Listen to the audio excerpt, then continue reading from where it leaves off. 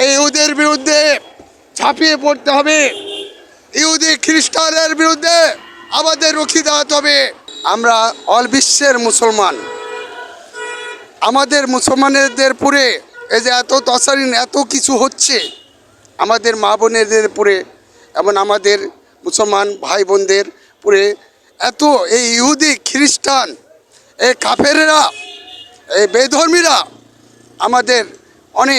আমাদের মা বোনদেরকে ক্ষতি করছে এবং নির্যাতন করছে, তাদেরকে গুলি করে আত্মহত্যা করছে, তাদেরকে বোম মারে তাদেরকে আত্মহত্যা করছে, বিভিন্ন ধরনের দুর্ঘটনা তারা ঘটায় যাচ্ছে। আজ আমাদের অল বিশ্বে ধ্বংস হয়ে যাচ্ছে। আমার অল বিশ্বের মুসলমানদেরকে এনারা গুলি করে এবং বোমা মারি শেষ করে দিচ্ছে। কিন্তু অথচাই আমরা মুসলমানেরা চুপ করে বসে আছি। চুপ করে বসে থাকলে চলবে না বন্ধুরা। ইহুদি খ্রিস্টানের আমরা কোনো জিনিস খাবো না। আর ইহুদির এ কোকো কলা আমরা কেউ খাবো না। ইহুদি খ্রিস্টানের আমরা যদি না খাই আমরা, তাহলে এরাও বুঝবে জ্বালাটা কি জ্বালা, এরাও বুঝবে কি জ্বালা। আমরা মুসলমান, আমাদের একতা হতে হবে। আজ ইহুদিরা খ্রিস্টানেরা এই বেধর্মীরা এই কাফেরেরা আমাদের ধ্বংস করে দিচ্ছে।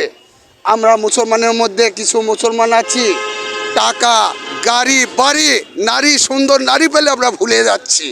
এই ভুলতে হবে না, ভুললে কিন্তু আমরা ক্ষতি হয়ে যাচ্ছে। আমার মুসলমান অনেক ধ্বংস হয়ে যাচ্ছে আমার মুসলমান কান্ট্রিগুলা।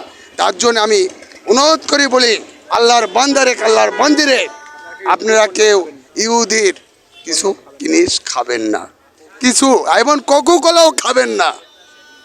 দুঃখে বলি এবং চুপ করে বসতে গেলে চলবে না, আমাদের সংগ্রাম করতে হবে। এই ইহুদিরা কাফেরদের আমাদের আল্লাহ মালিক ইনশাল্লাহ আমাদের সঙ্গে আছে এবং আমরা আল্লাহর বান্দা নবীর উম্মত, আমরা ইনশাল্লাহ আমরা জয়লাভ করব। আমরা সবাই মিলে একতা থাকতে হবে। আর ওদের কোনো জিনিস আমরা খাবো না। অল বিশ্বের মুসলিম কান্ট্রিকে বলছি, কেউ খাবেন না। আর কোকো কলা, এই কোকো কলার মধ্যে এরা এমন জিনিস দিচ্ছে দিয়ে আমাদের মুসলমানদেরকে ধ্বংস করে দিচ্ছে। এই জিনিসও খেতে হবে না। তাই বলে এই যে আমাদের রাজশাহী ডিস্ট্রিক্ট, আমাদের বাংলাদেশ ছোট্ট একটি বাংলা, সোনার বাংলা, এই বাংলাদেশে রাজশাহী ডিস্ট্রিক্ট এই পুঠিয়া দুর্গাপুর থানা, এই বানেশ্বর ইউনিয়ন থেকে আমি মোহাম্মদ রফিকুল আলম রফিক ভাই বলছি। দুঃখে বলছি আমি, আমার মুসলমান ভাই বোনদের জ্বালা যন্ত্রণা কষ্ট আমরা টিভির পর্দায় দেখতে পাচ্ছি।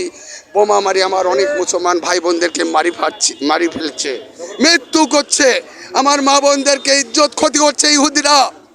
আমরা নীরবে চোখের পানি আমাদের ঝরঝরা পড়ছে, মনে বলছে কাঁপে উঠুক।